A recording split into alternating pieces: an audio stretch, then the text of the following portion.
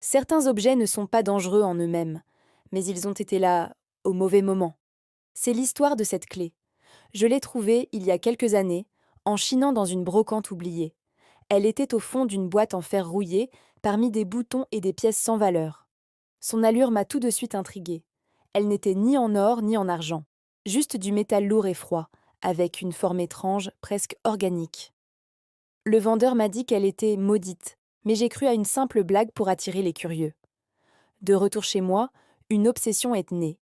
J'ai essayé cette clé sur toutes les serrures que je pouvais trouver. Portes anciennes, coffres, cadenas, rien. Elle ne correspondait à aucune serrure moderne, ni même à celle du siècle dernier.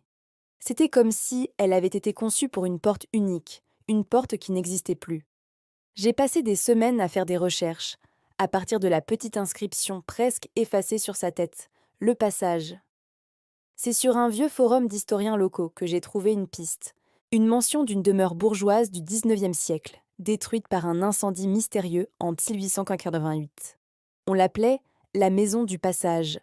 Selon les archives, la nuit du drame, le propriétaire aurait verrouillé une porte spécifique de l'intérieur, une porte qui menait à une bibliothèque secrète avant de disparaître dans les flammes.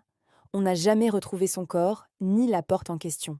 Les survivants disaient qu'elle ne menait nulle part, qu'elle était juste un mur de l'autre côté.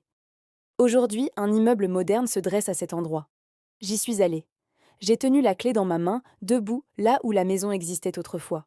Et pendant un instant, j'ai cru sentir une serrure invisible se former sous mes doigts, comme si la porte attendait toujours, quelque part entre le passé et le présent. Cette clé n'ouvre plus rien de matériel, mais elle a ouvert une porte sur une histoire, un mystère figé dans le temps.